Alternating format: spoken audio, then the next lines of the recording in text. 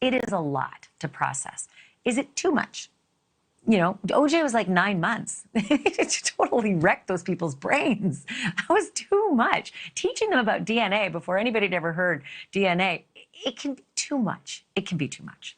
And sometimes it's not enough. That's where Joseph Scott Morgan comes in. He's a certified death investigator and a forensic analyst. He's a distinguished scholar of applied forensics at Jacksonville State University. So he will always say it's never enough. I can never get enough of the evidence. But you know what I'm saying, right? Like all of a sudden it starts to get very confusing, and sometimes defense attorneys love it. They love when it starts to get confusing because for them, they can then start to sow doubt. Yeah, they really can, Ash. And, you know, you find yourself drowning in it. I'm glad that you mentioned the Simpson case, because that certainly was the case way back then, back in the mid-90s, you know, with that. I think that we all came away with our heads swimming. How fine a point can you put on this, and how much is enough? You know, what do you need in order to be able to illustrate what actually went down on Moselle that night? And so that in and of itself, I think, and then, you know, kind of wheeling out the weapons, you know, that they brought into court now. And then, of course, the videography that we had, you know, from the scene, you know, where they're going through the house, and we have that video of them, you know, seeing and inventorying all of these weapons. And not to mention, you know, all of the minute stuff, you know, at the scene itself, the blood evidence that's there, certainly the casings that were left behind. And it is a bit much to digest. Hopefully they'll be able to bring this all back together and kind of tighten it down, so that the jury will have full, you know what, that's the job of it's the job of a Johnny Cochran. He brought it all down to like a few words. If it don't fit, you go to acquit. And that just stays with you like a bumper sticker, right? There's just so much coming at these folks.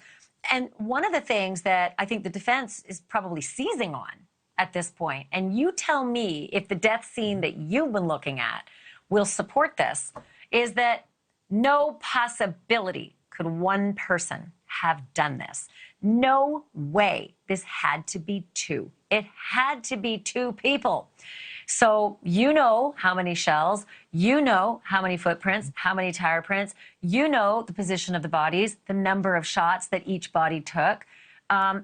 Do you think it's, I mean, this is your business. Do you think it has to be two, or is this just as easily one shooter?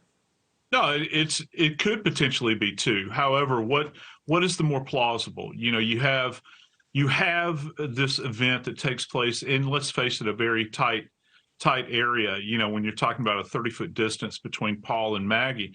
However, defense did score some points today when they were talking about the trajectories of the rounds. Remember that?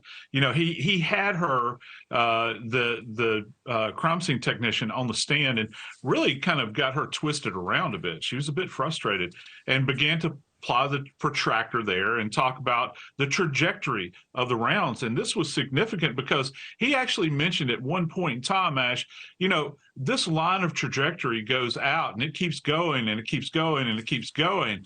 And, you know, he makes it sound like this was a 300-yard shot, multiple shots. Well, you know, the evidence doesn't support that, because not only do you have casings that are relatively close to Maggie's body, but guess what else you have? You've got stippling surrounding these wounds. And we know what that means. That means you've got to be at least 18 inches away. Yep. Hey, can I ask you one other thing? This is what bothers me, and I wonder if the jury is just going to say, I've had it. They brought out the shoes, right? The photographs of Paul's shoes. There's the flip-flop, not Paul's, Alex. The flip-flops, and then there's the New Balance sneakers with the tread pattern. And then they showed all these footprints in the sand. And they're the shoes right there. Look at that, the New Balance. And you want to say, aha, they got footprints with a tread. There's the sand. It's in the tread. It's him. Yeah, he lives there. Right.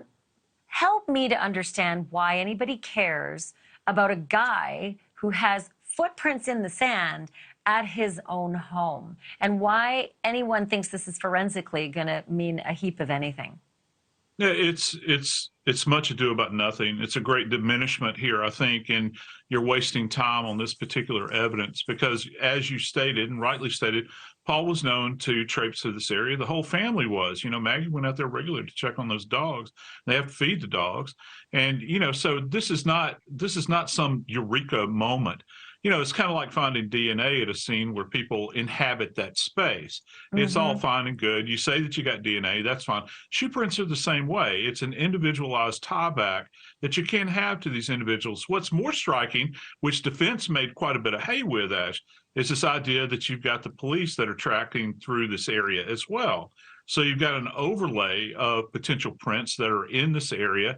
They talked about the bloody footprint, and most concerning, I think, again, defense scored points here, I believe, where she said she couldn't, actually make the print out. And then there was another admission that she stated that, the police had made this print there. And look, that happens because you don't know what you're walking into at any moment in time. Lighting is compromised. You can't appreciate where everything is. Yeah. There's more to come, so you have to come back, Joseph Scott Morgan. Thank you. Thank you for watching. Go to newsnationnow.com to find NewsNation on your television provider. And don't forget to click the red subscribe button below to get more of NewsNation's fact-driven, unbiased coverage.